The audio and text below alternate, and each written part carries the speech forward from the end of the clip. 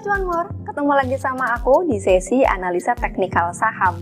Kali ini aku mau bagiin ilmu yang penting banget, yang sering banget aku pakai. Pastinya dari kamu juga nggak sabar ya untuk mantenginnya, karena lumayan banyak juga request yang minta untuk aku bikinin video ini. Hari ini aku mau bikinkan video screening saham.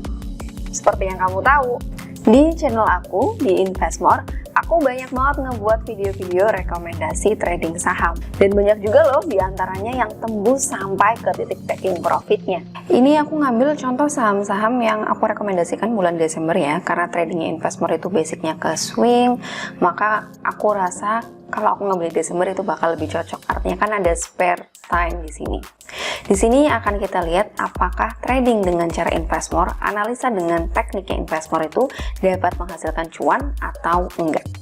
Aku akan ngambil contoh saham di sini. Yang pertama, ini urut aja ya, dari tanggal 6, 8, 9. Karena tanggal 7-nya memang aku nggak bikin. Di tanggal 6-nya aku akan ngambil ESES ya. Aku coba cari ESES. Aku rekomendasikan untuk masuk ESES itu di sini di tanggal 6 Desember openingnya ya. Kemudian dari tanggal 6 Desember ini sampai sekarang terlihat belum ada pelemahan yang signifikan. Artinya belum jebol sampai ke bawah atau keluar dari titik merah ini, kolom merah ini. Kolom merah ini adalah batas stop loss-nya aku.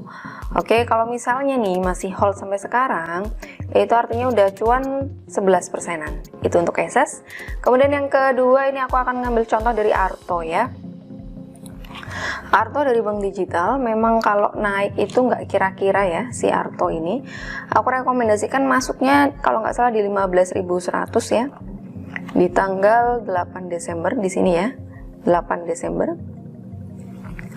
Nah, di tanggal 8 Desember ini dia naik terus sampai sekarang dia udah berhasil ke 17.800. It means udah cuan sampai 17%-an.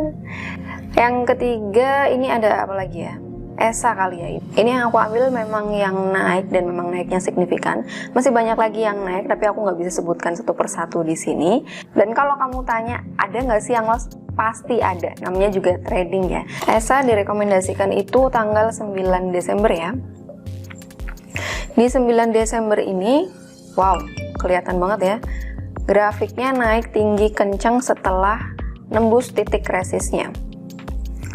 Di sini kalau kamu masih hold ya, udah cuan 37%. Di sini kalau kamu pasang trailing stop untuk ESA, itu artinya bisa cuan sampai ke 60-an%. Itu contoh 3 saham yang aku rekomendasikan ke kamu semua. Nah, aku akan ajarkan ke kamu gimana caranya aku nemu saham-saham yang potensial seperti ini. Gak ada yang aku tutup-tutupin ya, semua terbuka buat kamu, supaya kita bisa sukses bareng-bareng, bisa cuan terus. Yuk kita belajar lagi. Kita mulai dulu dari tools yang biasa aku pakai. Di sini aku pakai Stockbit, as always. Tentunya yang versi Pro ya, Stockbit Pro. Kalau kamu mantengin video aku terus, tentunya tahu di setiap video aku selalu nampilin chartingnya dari Stockbit. Dan sebenarnya nggak cuma chartingnya aja yang very helpful untuk aku. Ada banyak fitur-fitur lainnya yang sangat membantu aku dalam mengambil keputusan jual maupun beli saham. Kalau ada dari kamu yang belum punya Stockbit, kamu tinggal download aja gratis di App Store maupun Play Store dan langsung buka akun sekuritas di Stockbit. Otomatis kamu akan dapetin tools yang sama persis seperti yang aku pakai. Daftarnya juga tanpa minimal deposit loh, bener-bener 0 rupiah. Jadi kalau kamu mau analisanya persis sama seperti yang aku lakuin, alangkah lebih baik kamu juga punya tools yang sama seperti yang aku punya. Oke, kita mulai. Yang pertama banget yang selalu aku tekanin ke kamu adalah diversifikasi. Diversifikasi itu penting banget ya. Diversifikasi itu membagi pilihan saham-saham ke sektor yang berbeda. Tujuannya apa? Supaya kalau sektor A itu lagi down, kita bisa berharap dari sektor B yang lagi naik. Karena saham itu prinsipnya naik gantian ya. Jadi jangan terlalu berharap pada satu sektor. Aku masuk ke menu sektor untuk melihat saham-saham yang berada pada sektor yang berbeda. Jadi masing-masing sektor di sini sudah dikelompokkan berdasarkan sektornya. Ada barang konsumen primer, non-primer, energi, teknologi, and yang lain-lainnya. Kamu cukup pilih satu sektor saham aja. Pilihannya bebas, tapi akan lebih baik kalau kamu bisa identifikasi rollingan sektor. Seperti yang aku bilang tadi bahwa saham itu kan sebenarnya naiknya cuma gantian aja. Kalau misalnya hari ini saham properti itu sudah naik, ya besok jangan pilih properti lagi. Cobalah ke saham-saham lainnya, energikah, teknologikah, atau yang lain-lainnya. Biasanya akan lebih ada peluang jika seperti itu. Misalnya di sini aku pilih yang dari energi ya. Di energi di sini ada PTBA, Harum. Jadi pilih saham-saham yang kamu kenal aja. Pegas, Adro. Nah, di sini kan ada presentasi kenaikannya tuh. Dari satu sektor kamu buat watchlistnya dulu. Di sektor saham energi itu kira-kira kamu ada pandangan kemana sih? Tentunya selain dari saham yang kita kenal, juga lihat dulu berapa besar kenaikan atau penurunan yang udah terjadi pada hari ini. Kalau aku biasanya di sini, aku akan milih persentase penurunan atau kenaikan harga yang tidak terlalu tinggi atau tidak terlalu rendah.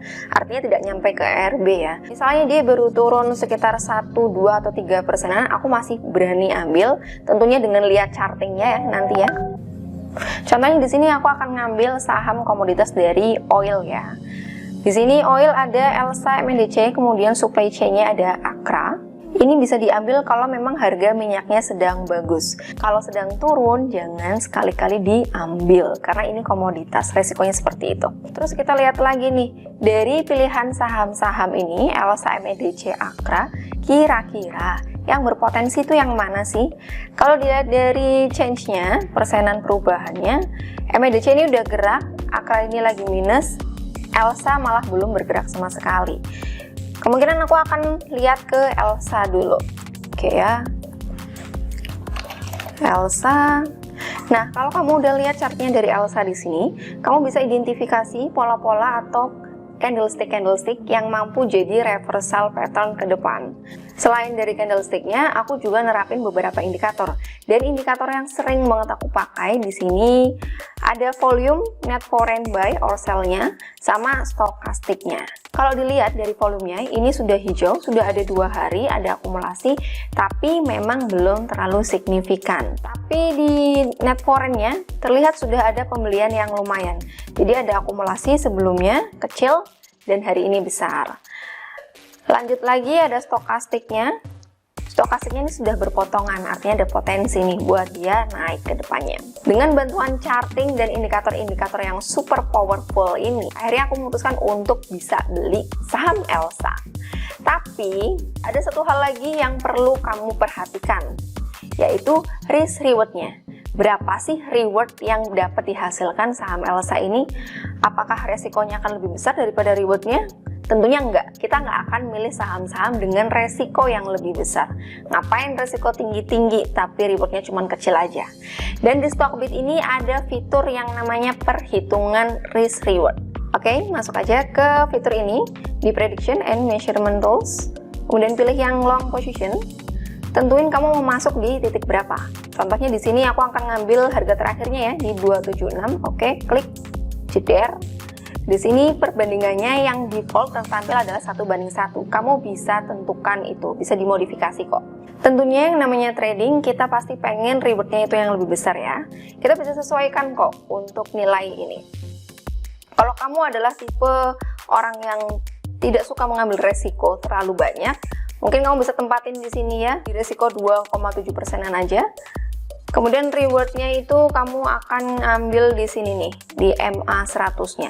Pas juga di sini adalah titik tertingginya pada pertengahan Desember yang lalu.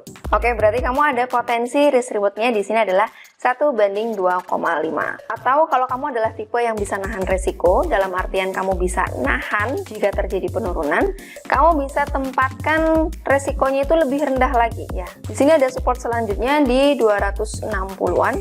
Jadi kamu tempatin ini di bawah 266 ya tadi ya. Jadi di 264-an. Resikonya adalah 3,99% dan kamu bisa naikin rewardnya itu bisa ke sini nih.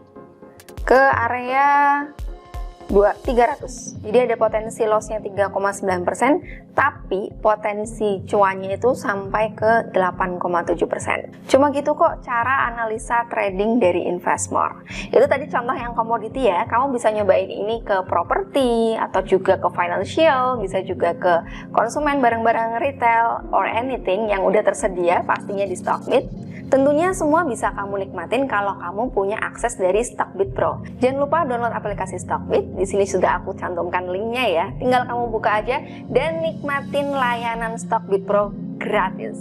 Jangan lupa juga untuk praktekkan semua cara yang udah aku sebutin tadi ya. Powerful kok. Kita jumpa lagi di video selanjutnya. So, bye-bye.